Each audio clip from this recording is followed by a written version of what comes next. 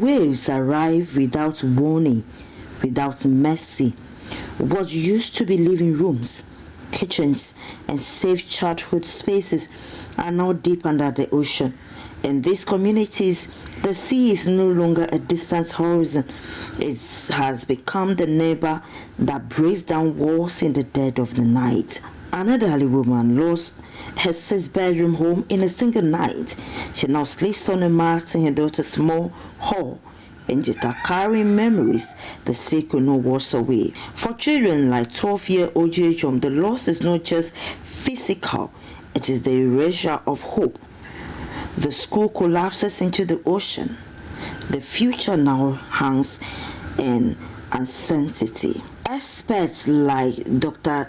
Tepson and Professor Gerald Albert Yiran say stronger tidal waves, rising sea levels, sand mining, deforestation, and disrupted sediment flow from earlier sea defense projects have turned this coastline into a battlefield.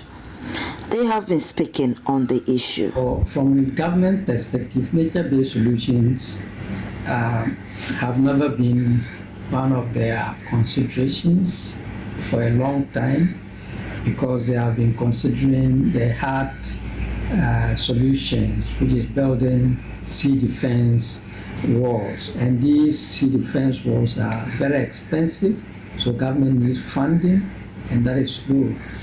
Probably one of the reasons why nature-based solutions, particularly like mangrove, is not being considered is because of the harvesting. The local people harvest the mangrove for firewood and also for building materials, and that has affected the mangrove population in the area. So it also contributed to interventions not looking in that direction. But if a large-scale intervention is put in that direction, it can serve both purpose of providing, meeting the needs of the local people in terms of getting them to have firewood, charcoal, and also providing building materials, as well as serving as defense walls for the encroachment of the sea.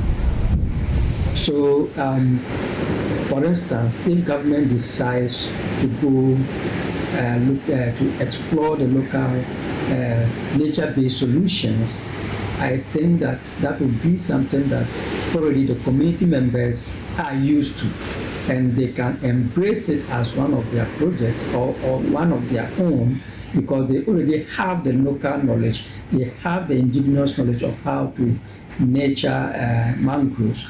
And they can do this in large quantities and also in a fast manner that can help or cover a wider area with minimal cost.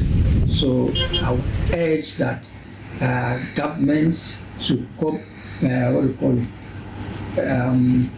engage the local communities so as they collaborate to find lasting solutions using indigenous knowledge system. The people are fighting a war they cannot win alone. And Fuveme, Kporkporgbor is gone. Over 200 houses in Fuveme are gone. The shoreline has moved more than 100 meters inland in less than a decade. Entire families are now climate refugees, scattered across nearby towns with no land, no compensation, and no means to rebuild. Wells are contaminated with salt water. Fishermen must travel long distances just to launch their boats. Mothers work for hours seeking clean drinking water. And with every high tide, fear rises in these already devastated communities. This is no longer just erosion, it is displacement, it is trauma, it is slow disappearance of entire clan. The communities know time is running out. They are pleading for urgent and strategic intervention before their names exist only on old maps. I left my father's house and made something for myself as a dupoji, but yet still I am not comfortable.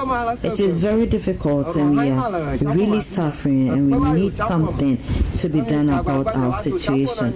We have to borrow money to go for fishing always, and the sea have displaced our communities, leaving us frustrated and homeless. Please come and do something about our terrible situation. Their call is clear: build comprehensive, well-designed sea defense system in Fuveme and its surrounding communities. Provide fair compensation, restore mangrove buffers, create sustainable relocation plans, and offer psychological, social support to families who have lost everything. As a leader of the community, even if I have a place personally to relocate to, it will not be possible for me to leave my people behind and go to any other place. So I have to go with my people. And the question is, where are we heading to?